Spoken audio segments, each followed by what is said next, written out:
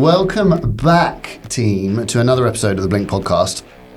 We are super excited today to have Riley with us. I'm going to come to you in just 1 second, Riley, before I dredge the memory banks of listeners and ensure that we all know what we're here to talk about today. So, first episode of the series, we outlined some of the key trends that we're seeing this year as it pertains to killer comms and killer intranets.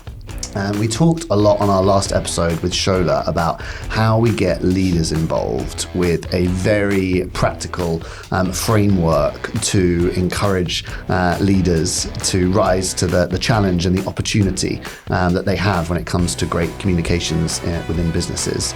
But the second thing we talked about, and what I'm really excited to get into today with Riley, is how we get employees involved in that conversation too, because leaders are necessary, but not a sufficient part of that experience and that journey. And I'm really excited about this, not to kind of put the cart ahead of the horse, but I think especially in businesses where employees are closest to your customers, so they know your strengths and your weaknesses and your opportunities better than anyone because they're living them every single day. It's such an important and honestly, a source of competitive advantage for businesses that, I've really been looking forward to today's conversation. Privileged to have Riley here from The White Company. And maybe, Riley, if I kick it over to you to just introduce a little bit more about you, your role, and maybe a word or two on The White Company as well. Absolutely. Thank you for having me. Hello. No pressure after that intro. No, I love it. Let's try and live up to it. So I'm Riley Dent. I'm Senior Comms and Engagement Manager at The White Company. And I've been in a kind of comms engagement adjacent sphere for most of my career, but around 8 years, but a more specialist focused targeted role in the last 5. And I've been at The White Company for around 2 years, 2.5 years. Nice. And Riley, I wanted to share how we came about being here today. And it's not only because I am the single biggest fan of The White Company, but most of my... That's a big reason. Yeah. I mean, big fangirl over here. But, most of my disposable income, let's be honest, goes on bedding. I should have brought a test with me to test your White Company knowledge. But I had just had this glorious experience in a store around Christmas time, arguably the busiest time in retail for retailers. A friend of mine were Christmas shopping. We didn't go in for a particular item, and we both came out with a rather expensive electronic diffuser. For those of you who haven't bought one, game changing. But we had such a lovely interaction in the store with a colleague called Moira, and I ended up writing a blog. Yes, I'm now into blogging. I haven't done a blog since, but I need to. All about the power of when somebody is so involved. She was so passionate about what she was selling, and she was very knowledgeable that I had to write about it. And we ended up, getting in touch. I was like, I'm sorry I had to mention Moira because she was so fab. And I just thought, if she is the epitome of an engaged or an involved employee, we have to see who's behind this. So we're here. Hello, and thank you. Well, I'm so glad Moira inspired it, and she is truly fab. I went over and had a chat with her, and she really is authentic and credible as actually she deserves to be. And I was just saying, I put a post on our internal platform celebrating this, and if it had got no likes and no engagement, it would have been a little. But there was suddenly everyone commenting and going, "Yay, Moira's the best!" And so, she's brilliant. And I think that word you just said, she's really authentic, that definitely comes across when you're not just being sold to, okay, thanks so much. It felt like she genuinely cared about. Well, she would also tell you what doesn't work, right? Oh, totally. And she'll go, you don't seem like a sales person, you're going to be more this. And, for sure, yeah. She's like, to my friend Tom, who was with us, she was like, Tom, you don't need this one, no. He was like, okay, Moira. No, it's great. So I'm just so pleased that's sort of come round, and then, you're here to join us today. But I mean, not for nothing, you have not stopped talking about this. So it's kind of it's just lovely. That brand point is spot on, though. It's just kind of brand advocacy in action. I feel like you talk quite a lot about employees being brand ambassadors and brand advocates, but I feel like when that stuff's done well, the customers that they're talking to almost take that mission or that mantle upon themselves. And Let me tell you, has Georgie done that right? Yeah. And then some, absolutely. There's a lot of hopefully consumers in Blink for from the White Company for sure. But Riley, no podcast of ours would be safe without a little bit of forced fun Absolutely. to kick us off. So I wanted to know if you could describe your role using a metaphor or an emoji. I feel I'm like into it. You've got a good one. No, I don't. I actually don't know if I do. What's emoji? You're not What's ready. Emoji? Yeah. A metaphor or an emoji? Yeah, because sometimes people don't always bond with an emoji. Okay, yeah. So It's very inclusive it of you. could be metaphor girly. So yeah, if you were Love that. if you could describe your role as a metaphor or an emoji, what would it be? And Peter, I think you need to do Have the you got same. one? We'll give Riley a minute to think. Yes, I think I've got one. Okay, Yeah. cool. All right, well, I'm glad we've done that. Next question. Cool. Got one. Okay. Mine would be, it is a smiling emoji, but it's brains exploding. Oh. Oh, yeah. Because I think in marketing, especially in like a scale-up environment, you're so busy. Don't get me wrong, I love it. I thrive in this kind of vibe. But you're just like, whoa, there's so much going on. There's a huge opportunity ahead of you. I don't mean that in like brain exploding, like God help the woman. I mean it as a, whoa. So many ideas. So many Where do you put them? ideas. Yeah, exactly. Big opportunity. Is that person smiling as his I brain don't think blows they up? are, but do you know what? Let's reframe it. Yeah. In my mind, Yeah. They're they are. They're shocked at how happy they Yeah, are. they Yeah. are. This is where the metaphor meets the emoji, yeah? God. Excuse me. I was very excited about that. Peter, That's a good emoji. Well, as I've said before, I'm not a huge emoji person. he's a dad's thumbs up kind of guy. Oh no. Yeah, I'm sorry, I am that. I struggle with that's WhatsApp okay. just because I sort of got this like We mental accept block you. that's like work for me. But I've always wondered what's up with the guy in the suit levitating with a hat and glasses Yeah, on. same. Not sure what that's meant to be. Could that be me? Maybe. Fine, just levitating, Oh, okay. genius. And So you're thinking this with a future lens. I don't know. I'd like to sort Could of. I be this emoji? If any listener could sort of define that emoji for me, I might claim it. I sometimes I've never used this emoji, I don't think, but the person in the clouds who's sort of seeing through the clouds. Haven't come across that particular emoji. Fine, but that's what. You've got Okay. a kind of like emoji. The baby and Teletubbies. I'm here. face. Yeah. Yeah. Oh, I actually do see that Little for you. bit like that. Yeah. Just there's a lot going on, and you've got to see the wood from the trees. Yeah. To sort of. Okay. That's my metaphor and Nice. an emoji. Cool. Yep. Love That that. you've just made up, but I like it. Hey, I've been giving Riley time to think. Okay. I've used 2 emojis so far. Okay, Riley, both of us were awful. Let's be No, honest. So I loved it. So I think from a metaphor point of view, I would see it as being the conductor.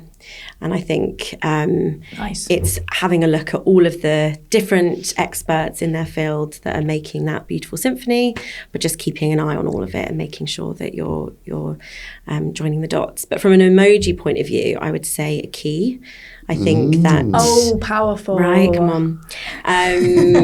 No, I do. I think it's we're the enablers and we're the ones unlocking the key to success. unlocking the potential. Yeah, enablement, alignment. So the key resonated. But Okay. also I know that you had mentioned a bridge, so you'd taken that one because a bridge would have also Bridge been... is a good one. Yeah. Yeah. Key is a great one. She couldn't Okay. draw it though. It looked like a jellyfish. Yeah. Oh, what, the bridge? Yeah, previously had to draw it, and Peter's like, "What's this?" Coming from the man who did an awful drawing. You could just do a H next time and say... Yeah. Bridge, right? Oh, okay, yeah. Simples. Damn it, Riley's coming back for the drawing episode. Okay, we've got an exploding brain, but in a good way. Love it. We've got man through the clouds, Floating. maybe Teletubs style. For those of you who don't know what Teletubs, Teletubbies, As we call it in sorry, the biz. we've all just downed up coffee, so we're just like slightly delirious this morning. And we've got a very powerful key. Thank you, Riley, I love it. But we're here today specifically, obviously, because of the whole great customer experience sort of thing, but it was around getting employees involved. And I know we talk about engagement, but I wanted to just really dive in. And what does employee involvement actually mean? So I think ultimately I love the word involvement, and I think it's at the heart of engagement. It's so crucial to everything that we do. I think ultimately it ties to the psychological conditions that fuel motivation, productivity, overall well-being. I think, the metaphor around a sports team often gets thrown around a lot, but I really think of that being tied closely to involvement. So if everyone's involved, they know the strategy, they know their part, then the team's going to play really well. And if they don't, they're kind of on the sidelines, they don't really understand what part they play and how they can get involved, they're just going to be disengaged. And it's a cheesy metaphor for a reason, but it applies. And so I do see that as, how does everyone know what part they're playing to achieve that overall goal? And it's not just how are they engaged with it, but what do they actively do to participate within and that. it's like a conscious thing of knowing that part as well, and how much to lean in, and how you attack, how you defence, and it's not everyone's playing the same level of involvement either, is it?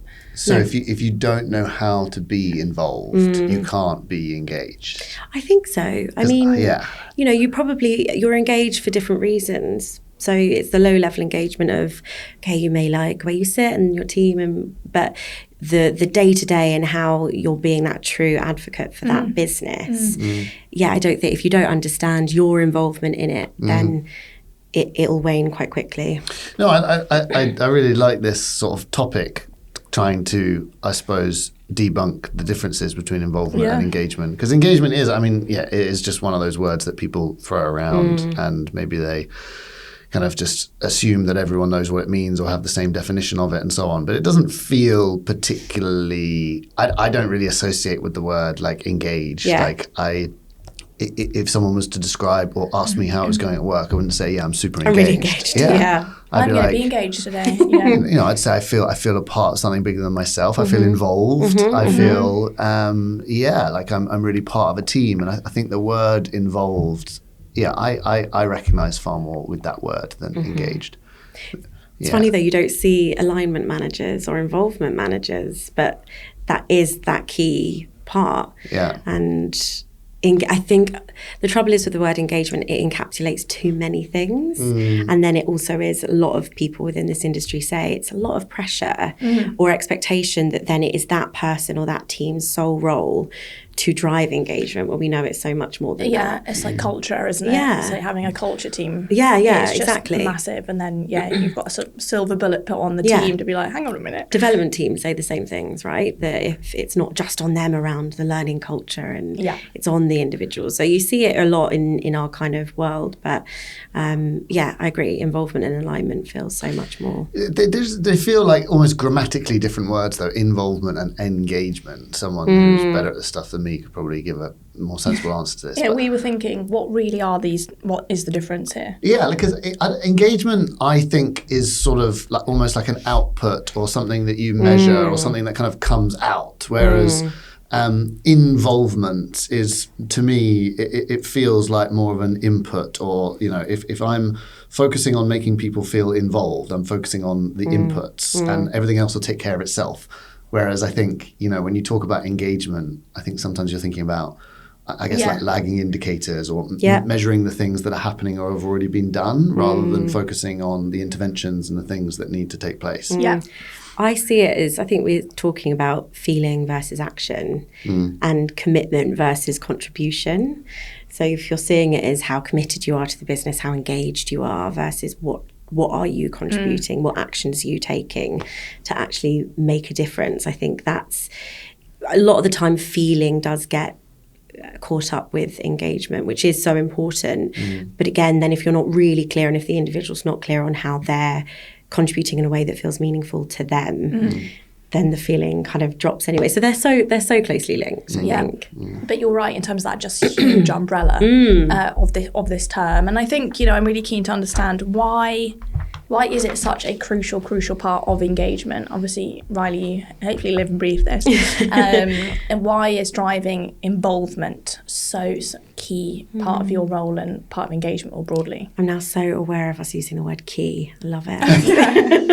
I'm saying every time, like, why is exploding brain key? Floating that next. So I think, it goes back to it's everyone being part of the conversation, and people really seeing that their feedback, that their inputs are actually having those clear outputs, and they can see the different business outcomes coming from that. It's making sure that they're really involved, they're actively contributing, they're seeing their place in the bigger picture. And without it, you do just start to feel a bit like you're at school. It's very top down. It's very, I just get told what to do and that's that. And I give feedback and it doesn't go anywhere versus go in, complete my task. Yeah. And actually, again, it goes back to that piece around being adults about it. Even if you have the conversation of this didn't work or this isn't working, and what you hear in response is we know and we're trying, even that's more than you feel part of it still at that point.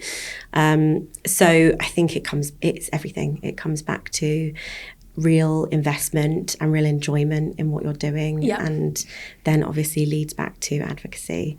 Because I think it'll be the first thing that people say, I don't know what my part to play in this is. I don't feel very heard or listened to. It comes up in everything. So it's almost that question of how's work, in the pub or, and it's like, all good. Is that how somebody who doesn't really feel that involved? Fine, work's fine. Move on, but like, work's great. We're actually, you then open up the question because you feel passionate about it. Yeah. And you may not tell your friends about a specific, data project you're working on because it's too detailed, they may not get it. What you might say is something is seemingly smaller of, actually someone mentioned my idea in a town hall or in a meeting, or something got loads of likes and engagement on our platform, and that's the thing that does it, fires people up, and it will be the stories that they then tell, because you're really proud then. I think the role, this is a sort of question phrased as a statement, but the role that you play in creating that environment is critical, because my perspective is employees know the difference between someone who is like really fired up and excited and trying to be the key to allow them to know how to get involved, versus someone who is just doing a job and is kind of like tracking engagement and trying some initiatives. So a quick example from our world. Georgie was the one that pioneered these Blink Reels to kind of lift the lid on what's happening at Blink in a given week, and we create this content and it goes out on the wires. And initially, everyone was like, it's kind of a cool idea, and then it became like a bit of like we've got to create something for Georgie. But now I think it's like everyone knows the part they have to play. They know the impact and the output of these videos is something that we all kind of hold quite dear, and they're happy to be involved and be part of it because it's championed by someone who has energy. They can sort of understand the impact of it, and very specifically they know the role that they have to play. So there's this kind of triangle happening. And I wonder how much you see that at the White Company.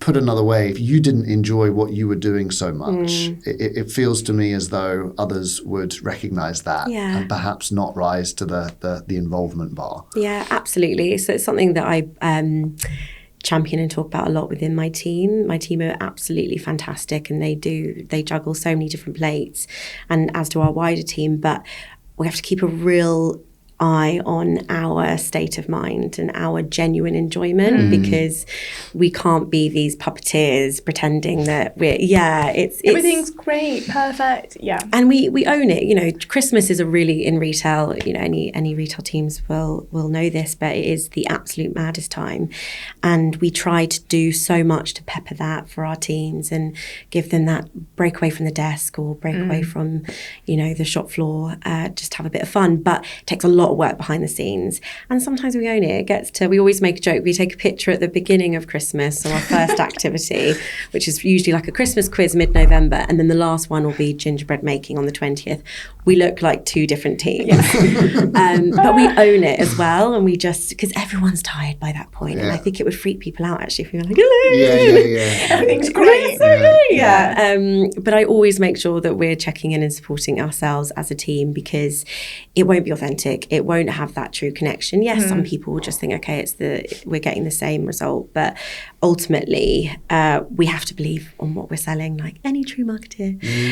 But we do, and we have to be really real and know that, okay, that one didn't work, this did. We're recognizing this is a hard time, and trying really hard to bring that authenticity to the forefront. Such an overused word, but it's so powerful though. Yeah, isn't it's it? true. And I think, that translates to any leader, really. And I know we're talking about how to get employees involved today, but, protecting your own energy levels, making sure that you're the best version of yourself, that is probably one of the biggest levers that you have in helping employees be the best versions of themselves. And I don't think that gets talked about enough. I think that employees need to feel energized and pumped up, and looking at people like you within businesses, that they're a huge source of where they derive their energy from. And real people as well, Yes, right? I totally. think seeing that you're a real person and you've got a real team behind you makes such a difference. And knowing that maybe version early November, mid-November and late December isn't the same person. It's so important. Totally. And I know you said you throw this word authenticity around, but I think, again, traditionally teams can run initiatives and communicate from behind not a persona, but behind a name, like the comms team and the engagement team. But knowing that you're people, I think, just makes such a difference. Totally. I'd love to see these two pictures. I'll try and send them. They're Please brilliant. do. Yeah, they're hilarious. They're completely different. It reminds me of a time we once did this huge exhibition when I worked at Canon, and the cameras you'd walk in front of the camera, it could tell you age, Oh, wow. gender, and also, it would analyse where you go around a retail store, etc. And I was like, oh, this is really cool. Stepped in front of the camera on day one of the exhibition. This is a 20,000 person show that you do over 4 days. And it was like female 23. I was like, tick, tick, which I was at the time. And by the end of the 4 days, it said female 44. No, it didn't. Yeah, I was obviously just like, so Oh, God. exhausted. I was like, okay, I need to go home. It's time. But it just showed, obviously, little side note for you there.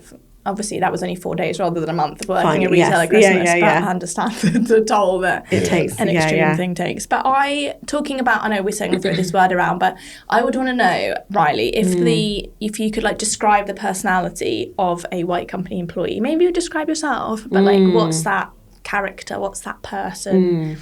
Yeah, I love that question. So I think it would have really varied had that been asked. It would be quite different had that been asked even up to a year ago. We have just launched a new strategy, and alongside it are some updated culture drivers, which are really reflective on the changes that we've been needing to make. So that looks like taking more risks and being a bit bolder and braver, which aren't necessarily words that you would attribute with a safe legacy company like the White Company.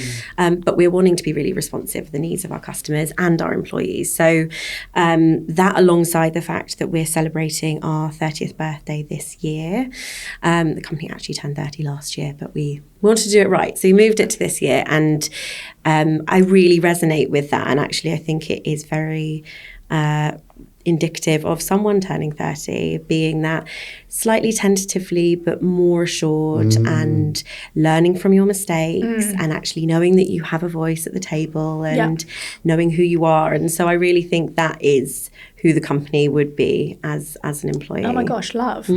I remember all my 30th birthday cards, people saying, these are going to be the These best are it. years. I was like, I'm ready. Yeah. So that sounds exciting for employees to go into this next era being like, wow, Totally. this is a new era, and excited to be part of it with more confidence and and I think that will start to become apparent from a product point of view as well. I think the external internal is going to start to slowly evolve. I was like, great. Read everything. No, I'm joking. I'm out. What were in your 30th birthday card messages? Do you remember? Any wise words? Do you remember? That's brilliant. I mean, I think he's younger than me. yes, I remember. I don't really need to remember, though. I mean, I get the same birthday card from my grandpa every single year. Oh, that's lovely. Yeah. Happy birthday. We love you. Try and buy property.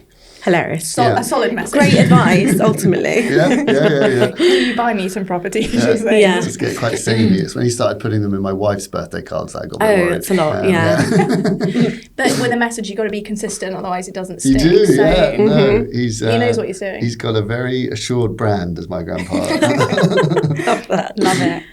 We're talking a lot about, brand personality, and I think it's interesting how you're thinking you want to try and mirror that internally and externally, because sometimes you're like, why are they so different? Yeah. And I remember obviously we'd met at dinner as well, Riley and Disney were there, and I said, is it as magical Yeah. internally as it is externally? And the comms team were like, yeah. Mm. And I was like, that's really cool, because sometimes you really promote the brand externally, but you have to live those values, and that personality can't be two different things. Otherwise, how do you take something genuine to market, right? Totally. Yeah. It's so true, and you're missing a trick there, by the way. Do you know what I mean? It's kind of like you've done all this great work. Reinventing the wheel. Yeah, exactly. Yeah. We always say as well, it's so obvious, but your employees are also customers. So if you're not actually living the same output inside, then you're gonna lose some customers as well, and the ripple effect of all of their influence on their family and friends. So if all of the employees of Disney actually weren't having, I'm sure they're not having a magical time every single day, but if the general feel wasn't that of magic, it would get out. And just be like, oh, it's actually not like that internally. Definitely. We all know companies who've got all their, their reputation's not that great, and so it's so important to, as much as you can, marry up the two. And I feel we've been talking a lot about everything that's rosy and like, oh, this is great, everything is perfect. But what are some of the barriers that you've come across to really drive involvement and, have a great personality like you're going to be having? Have zero barriers. We are a perfect company. Next question. Cool. End the podcast. And not just maybe at the White Company, Riley, just like what barriers genuinely have you seen in your career for this sort of thing? So, I mean, this one is irrelevant to right now, but I also think it could have applied to every role I've had within my career. So, specifically right now, we launched a comms platform. The business launched a comms platform just after the pandemic, with the real goal to engage with deskless, frontline workers. They didn't have a voice. They weren't the true window to the culture that they deserve to be.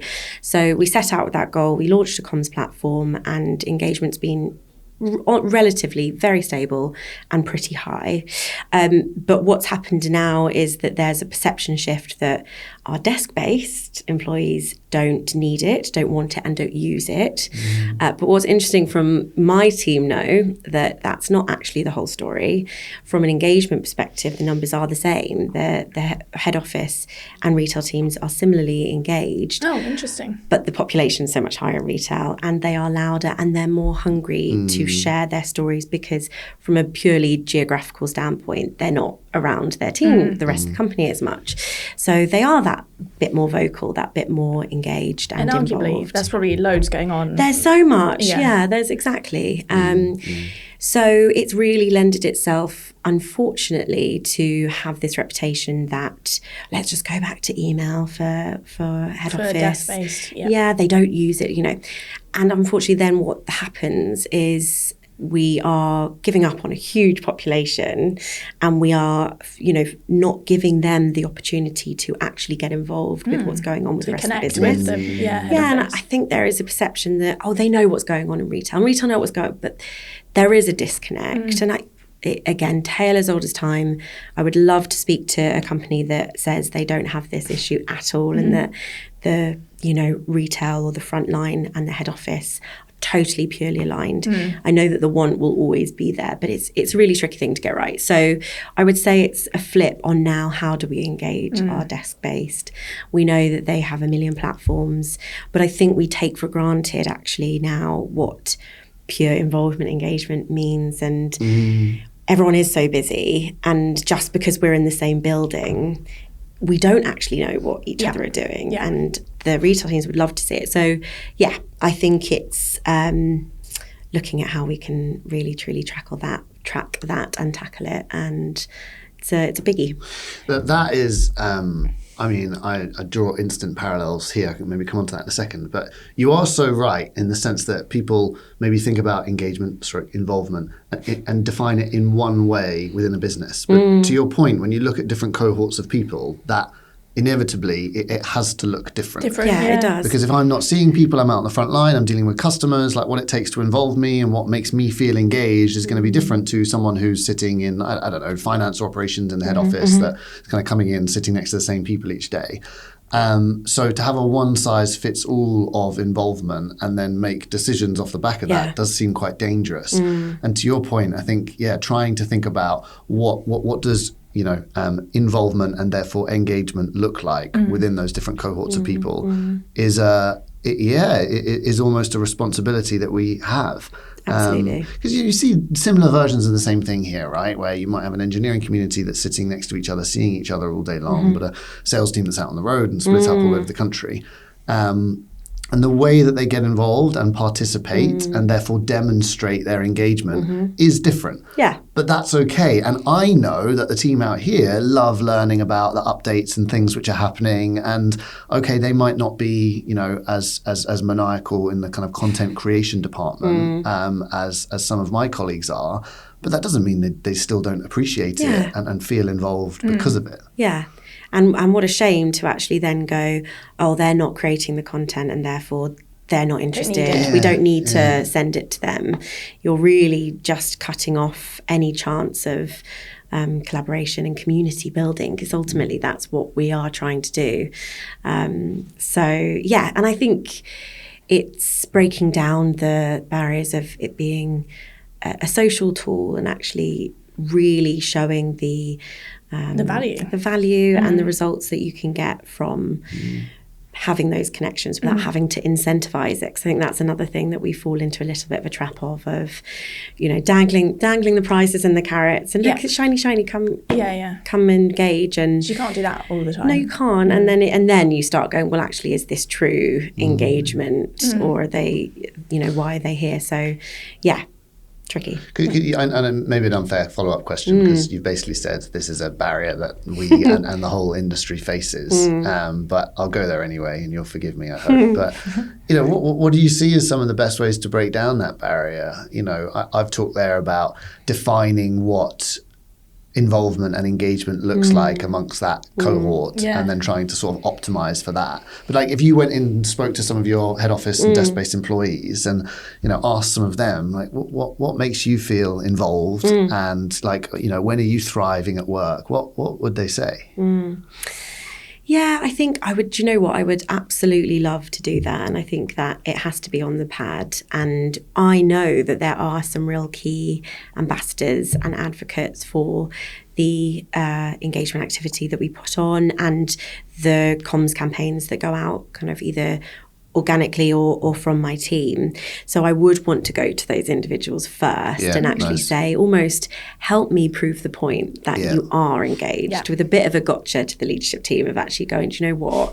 These teams are actually enjoying it and taking it. It may not look exactly as you would think, but here's what this looks like. Here's what involvement actually looks like to them.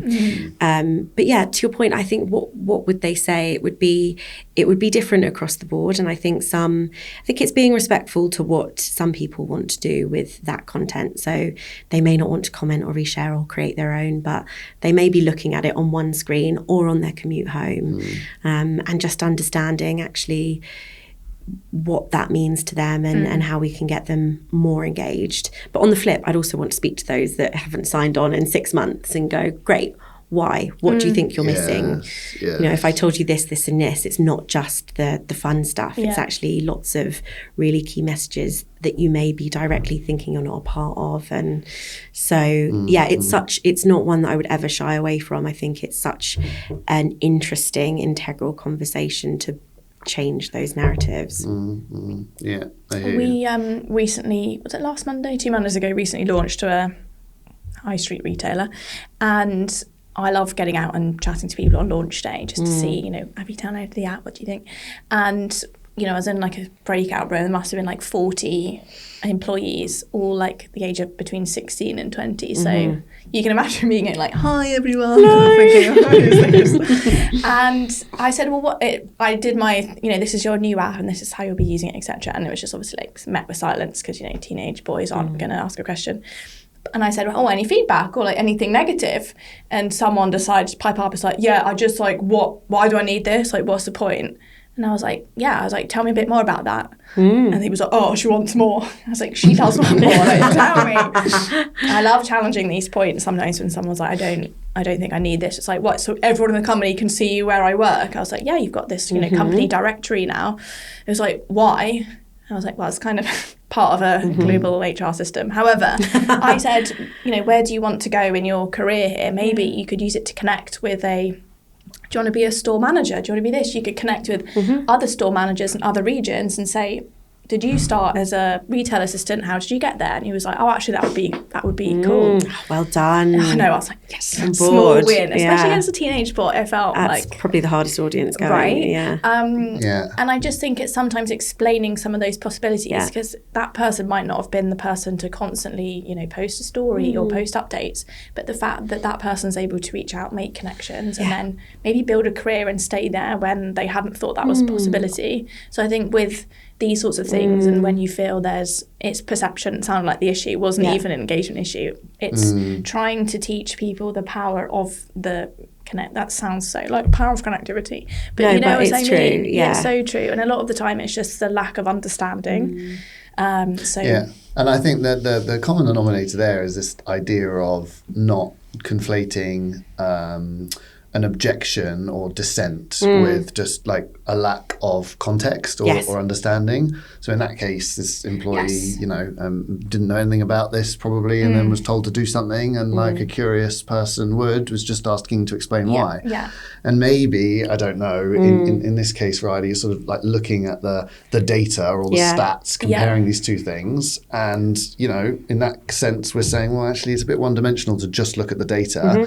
And I know, maybe you don't have a concern, but based on what's in front of you, I'd reach the same opinion. But let me give some more context and explain to you why, we can't just compare these apples with these ones. Yeah, totally. Absolutely. And it is, I think, again, often it is opinion over insight. The loudest voice is saying I was just going to say that. this population isn't engaged. They haven't actually even seen the data. Yeah.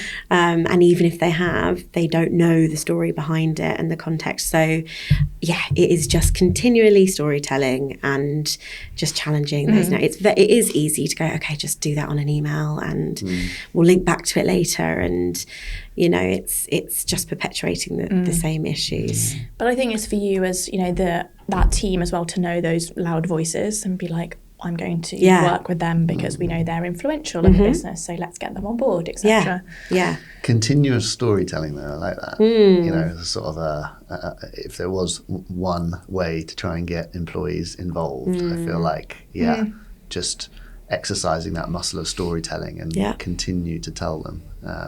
I think that's a really nice takeaway.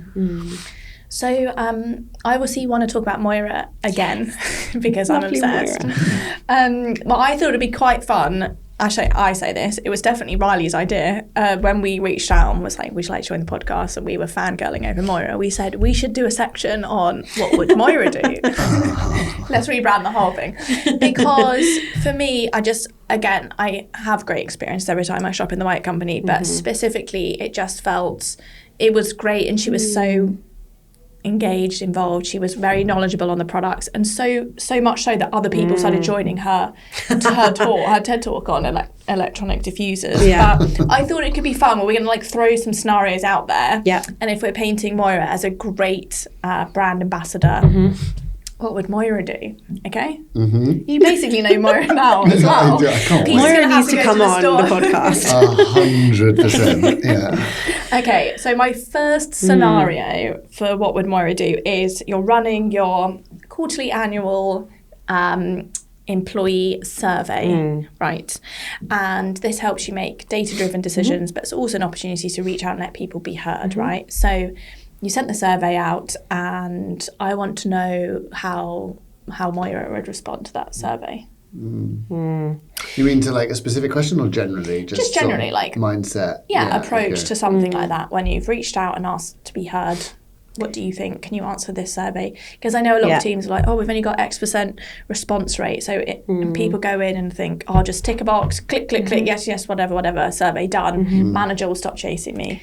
So I think someone like Moira wouldn't have the story she would have to tell and the impact that she has. It wouldn't necessarily come across in that quantitative data, but she has such rich qualitative stories. She has a real nuanced understanding of our customer and the brand, and she's very protective of her team and how they all work together. So you know, for us, it's the kind of voice you've got to listen to. It really shapes an honest portrayal of the day-to-day. It's a really human-centred voice. So I think it's those comments, it's the free text, it's letting Moira reign free. And spending the time to actually give you those answers. Yeah, and not just the tick of, you know, can you bring yourself to work and da-da-da, because probably it would look pretty high across the board from someone like Moira, but she's got that. She's a treasure trove of information and lots like her. Lots of golden nuggets. Exactly. Yeah. And so it's how do you not just go, great, that's one side of the story. She seems engaged.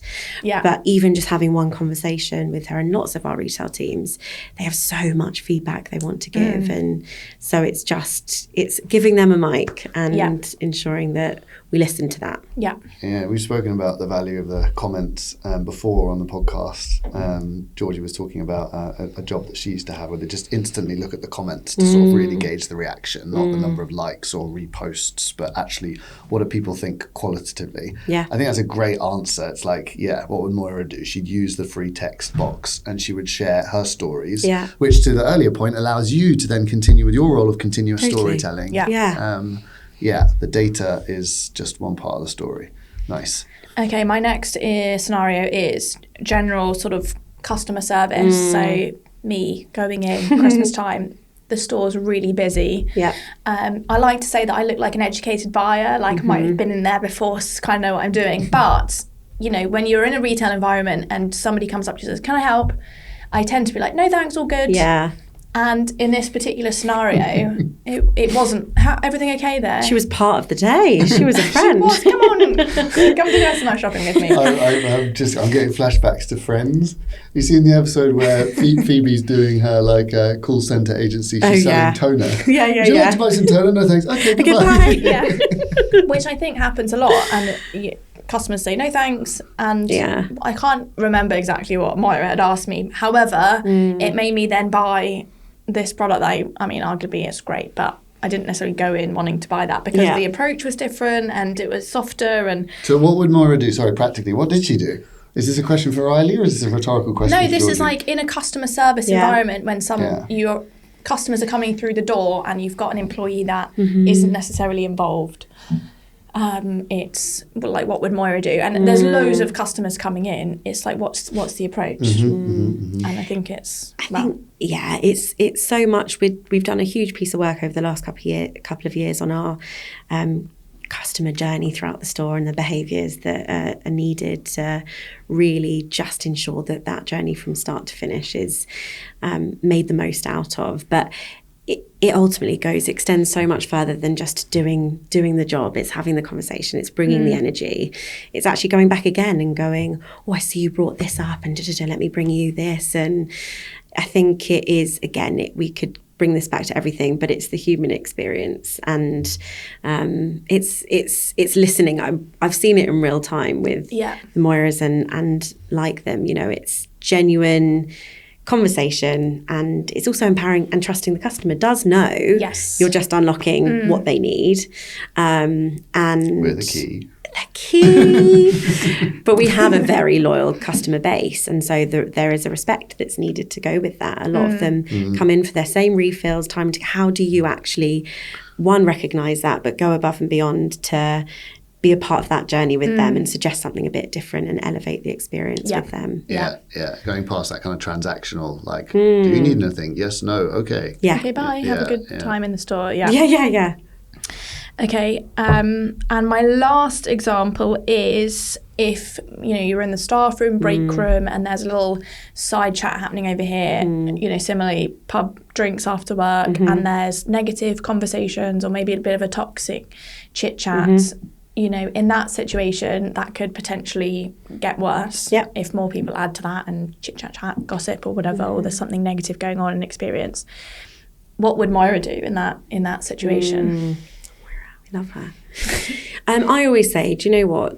Quote unquote toxic conversations or negative conversations, I also see as a positive thing. It's the people that are mute on their phone in those conversations and not contributing at all because you've lost them. They actually don't care. Yeah. I think underneath complaining is care and is passion. Comes from a place of Yeah. caring. Yeah. And I think if someone like Moira was actually starting to say some things that weren't working, it's because she cares, and it's because she wants the best for her team. She wants the best for the customer. She wants to come in and enjoy her experience. So I think it's unlocking again, but it is. It's listening to the passion underneath it and understanding it, not being afraid of it, and knowing that there's some real valuable insights there. Yeah.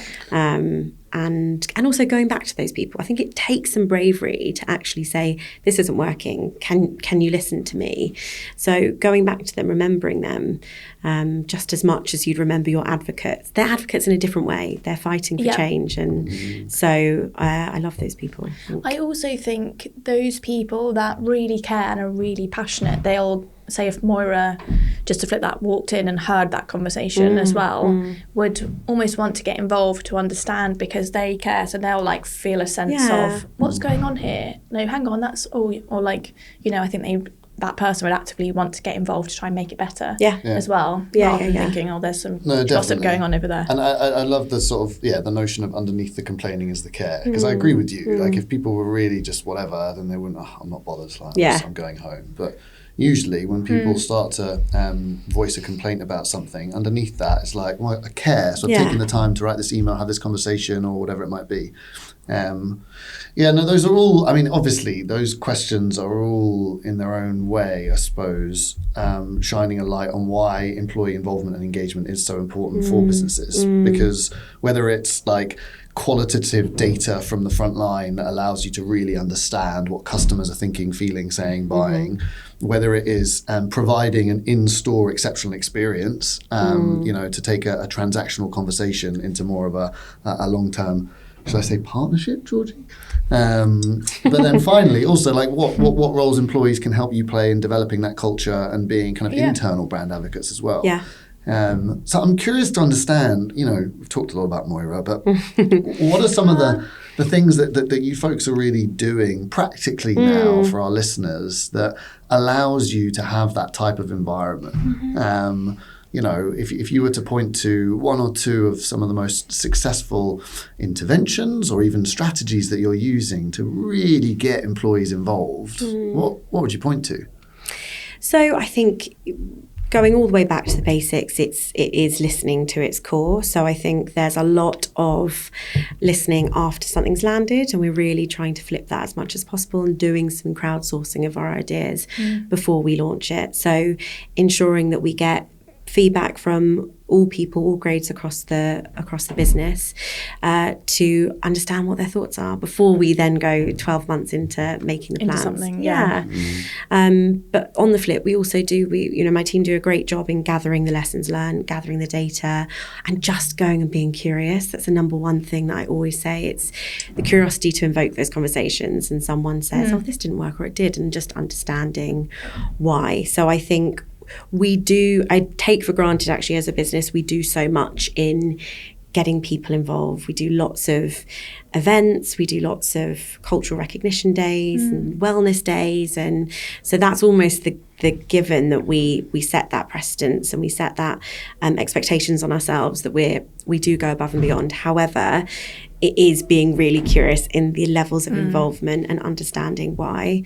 And then, like I said, when we're going to launch something new, it's understanding first. But like I said before, I think the quick wins are the incentives and the competitions. We know that to get people involved, but we do try and be a bit clever with then what we're getting from them and getting some storytelling from them. So it will be tell us the time you this to get that, or if it's a wellness thing, it's talk about a colleague that changed your day to win a hamper for them.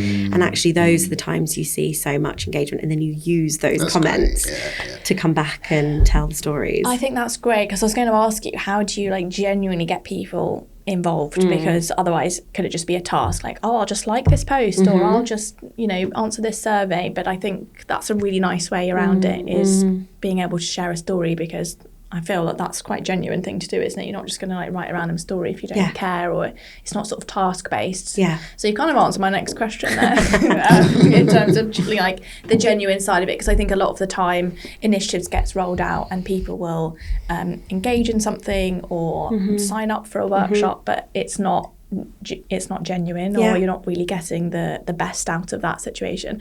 And in terms of these like groups and how you're really listening, are these like set like employee resource groups, or? No, we make it very intuitive each time. So it's not a one size fits all. We don't expect it to be. So dependent, we get in there early, dependent on what the topic is, and then say, if you're interested in this, we'd love to hear your feedback. But I think we do have a part to play in also recognising those voices that had already expressed interest. Yeah, hand raisers might be the same. Exactly, yeah, and going back to them. So, even for Menopause Awareness Week and month, we'd remembered a year previously there'd been a couple of women that had bravely shared their stories. And so we went straight to them and actually wanted to amplify their voices throughout the month, and that worked so well. So I think, it's absolutely making sure that these focus groups aren't just okay, you're vocal and that's great and you're engaged, but you may not have the same level of enthusiasm or insight across the board. So it's definitely each time making sure that we're kind of putting the net out. Yeah, exactly. I just a thought crossed my mind. I mean, we interviewed Shola Kay on this podcast a few weeks back, and talking about how to get leaders involved, and certainly this idea of curiosity to invoke the conversation via empathy came up with her, absolutely. And it's no surprise, I suppose, that you can use that same type of mindset when you're trying to get employees involved, really being curious in your team to build empathy and therefore create these conversations. When you're interviewing on your team, it feels to me like curiosity is probably one of the big things that you're trying to test for. How do you test for curiosity when you're interviewing people? That's such a good question. I think it's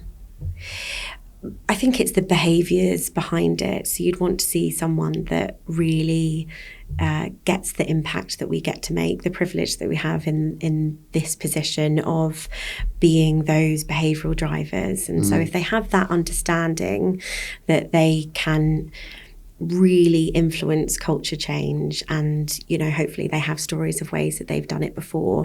I would be listening into I spent a day with the team, or I joined some team meetings, or I went and made sure I built that network of advocates. To me, that all signifies curiosity. So action speaking louder than words. Exactly. And you don't have to be the loudest, bravest voice in the room, but I think it's the willingness just to make small steps and just go, attitude. Don't send the email, go chat to them, go to the store, go just have a conversation rather than well, you said this and da-da-da. So I think it's the willingness and the appetite to want to make change that leads to curiosity ultimately. And not just following the process of, well, whatever your process is when you launch something, it's being curious to be like, do you know what, I actually would give this a go. Or, yeah, definitely.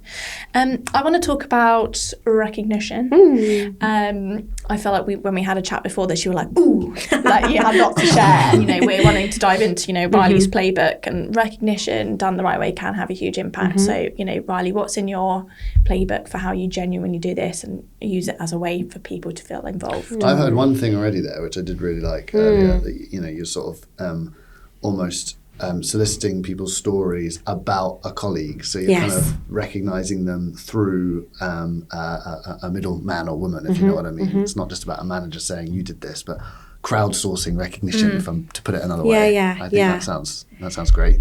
Totally. I think whether it's instant recognition or peer-to-peer or more formal rewards for hitting key milestones, we make sure that the stories and the people behind it are really amplified as much as possible, internally, externally. The business does a really great job. We have some dedicated recognition programs across the board. So currently we are really focused on a retail reward specific program. So that rolls out throughout the year, and it makes sure that as many people are valued and listened to as possible.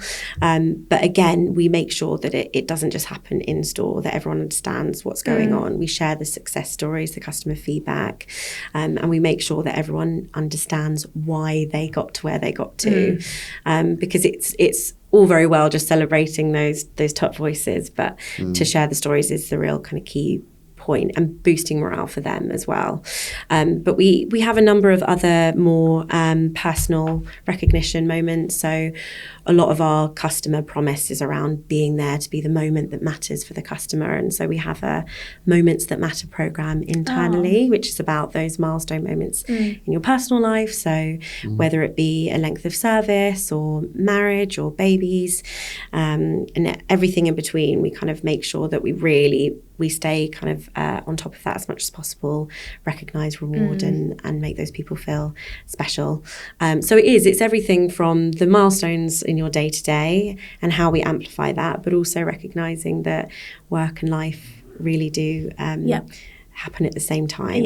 And how can we bring that to life? And I think that's just like recognising your people are humans. They do have a life outside of work, because I think sometimes these programmes can be so focused on what you're doing. I remember we had an all hands not long ago, and our CEO starts by, riffing through all the highlights from the week, which were all work related. He was like, sorry, but none of these are relevant because, and someone had got engaged. He was like, this is the most exciting news. And I think everyone was like, ooh. But I think it is that acknowledgement, isn't it, that these people have lives outside of work. Totally. And that's why getting that balance right of recognising them as humans. I remember in COVID, we were doing a weekly team-focused newsletter that wasn't about the business at all. This was in a previous company. And I realised there were some key themes coming up about so many people had the side hustles and the other businesses. And actually, I put out a kind of call for action to say, okay, come forward. We'd love to celebrate a business per week. There were so many. We had to do 2 a week. We had to keep, and it shows you there's so many people that I still have. I'm following some jewellery companies still and crochet companies online because from that. And you never know what people are up to, and actually, rather than shying away from it, bringing it and lean into it. Yeah, and that might be something that in the lift that starts a conversation of, I saw your mug making company, and then you go into something else about work. So I love doing that. Yeah. On the recognition point, just as per our conversation earlier, thinking about deskless versus desk-based, any sort of practical strategies or things that you do to make sure that there's sort of equitable and balanced recognition, or that, folks actually, because I guess to that point, I can imagine desk-based folks feeling them and us if recognition is quite one-sided. Yeah, very retail focused. How do you sort of think about and manage that? So the company made a choice a few years ago to make head office reward much more in the hands of the heads of department. Okay. So shifting those budgets essentially to making sure that they're targeted to team days and personable one-to-one recognitions and affirmations, because they know their teams best, they know their strategies best. Does it work 100% of the time? No, I don't think so. And I also don't think that a lot of those teams in head office realise that that's what that money is being used for. It's those, away days, and it's the pizza lunches, and it's the whatever it's the beers on a Thursday. They don't realise actually that's part of it, and we don't necessarily want to be as formulaic in how we communicate that, because it's a different structure. But definitely the irony is that we've focused on making sure that the deskless teams had that extra recognition because head office were essentially getting more. But then it looks so much more. So it's perception, and it's how we communicate it. Because across the board it's very similar, but it feels different to every person. And again, goes back to the thing that if those stories are being very amplified in retail, it looks like they're not getting the same. But it's sometimes a bit of a lose-lose, because if you put the pictures of the pizza parties on and it looks like, look, then the retail teams go, well, we want that.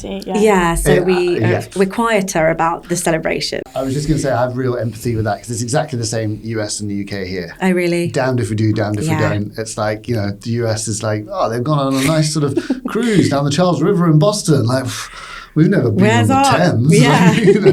And then we're having some sort of drinks at a pub here in Boston. They're like, we'd like to go to a nice British pub, and It's so hard. I think it is just a sort of it's a ground reality that we all have to face. And I guess there is an acknowledgement that they're different environments. Totally. Yeah. And being honest about it, rather than then the advice being don't take pictures of this and don't share that. Then is just you're going. It's the beginning of the end. It's just being really honest about it looks different. I wanted to do a whole little section of questions around what does success look like, but we could do a whole episode on this. And I know, Riley, we were chatting to be like, let's get into this. And you were like, I actually do have a great quote. So rather than diving into all of the metrics and really how we measure this, because we do think we could speak for an hour on that, Riley, you did say that you've got a really good quote to share when looking at how to actually measure involvement, engagement, that you wanted to share. Yeah. And we're going to attribute it to you because we couldn't find who said it. Can't remember. So apologies. If you know and you hear this, please let me know because you're my data hero. So the quote is, data on its own is just the ones and zeros. What we need is some structure around it in context. So it starts to become information, but it needs to be context that's relevant to your business so that it becomes knowledge. And that's how you'll make a difference. Right? I just love that. My team will be rolling their. I'm like, guys. Oh, I do say it a lot. I'm going to say the quote. I'm printing it on the walls. I love it though. When you first read it to me, I told you I got goosebumps, and it's just so true. And if that, methodology, attitude just blend through the business, it would just be so powerful. Well, we stop at the ones and zeros so often and just go, okay, this percentage and this. And then there's not that real day-to-day context behind it to understand how you make a change. Yeah, the actionable side of it. Totally. Yeah, it's still important. You've got to know the data in order to then craft a narrative. Absolutely. But you can't have need no both. narrative. Yeah. Totally. Very true. Okay, so I want to do some quick fire sum up section questions. You got such little faith in me. Right, so Riley, ready? Yes, I'm so ready. Okay, one thing a company could do today to encourage more employee involvement. Okay, I'm already going to It's already not quick fire. It's already not quick fire, so I'm trying to be quick. So for me within this, I was thinking about, those tips and tricks, but I think it's a bit deeper than that. And for me, it's twofold. So it's advice for the comms experts and it's advice for the leaders. And let's be honest, they're often not the same people. So for the comms engagement people, it's just never stop fighting for your seat at the table. I think our role in this industry has moved so far from being the content creators and making things look polished to actually being a behaviour driver and being those people behind those cultural shifts and keeping the momentum going and actively helping the company move forward. And for the leaders, it's simple, just keep offering that seat up, because so often we're treated as an afterthought of how do we bring it to life, rather than, okay, how are we actually, from the moment of decision making, going to engage our teams? So it changes from that shift of, great, did people read it, to did it change something? Yeah. And that's why we need that seat at the table, because we're always going to be flying that flag. Yeah, love it. And one piece of advice for, let's go comms leaders, to foster greater participation. I think it's just keep creating real conversations. Let me start that again. Being the key. So I think it's creating real conversations. It's never just broadcasting information. Yeah. We know that information is giving out and communication is getting through. So it's another great quote. Another one. But it's making sure it is what it says on the tin. You're communicating as much as possible with your teams. It's so easy to just get stuck in tunnel vision. Yeah, exactly. To be like, need to get this out, Love it. Do you have a quick fire question? Yep. How many more of these have we got? 2. Okay. Over to you. Well, actually, my final one is music related. For our playlist, Riley, we have like an internal comms survival playlist for the year. And at the moment, it's turning into be a pretty mega sort of hype playlist. Okay. So what track would you like to add to the playlist this year? I love this because I'm so one of these people that constant music. Gets me in the mood. Can I do 2? Yes. So the first is we were talking about Severance earlier. I'm obsessed with Severance. Yeah, I need to get there. And the soundtrack makes it. So I listened to the opening credits of Severance, and it just gets me in the zone. It's all very Really? meta because it's all about being in an office, but so that's that one. And then the other one would be Coming Home Baby by Mel Torme, especially that one, that version, because it really makes me feel like I'm in Mad Men. And as soon as I hear the piano start, I'm in the You're zone. off. Try it today. Okay. It'll change your whole mood. I'm in. Wow. Let's get it on Peter there. and I this It's afternoon off are the going to Spotify. be, yeah. I do have one. I thought of one. Okay. One company that you admire because of the internal comms and engagement strategy that they have, and what you know about the people driving that strategy. Oh, great question.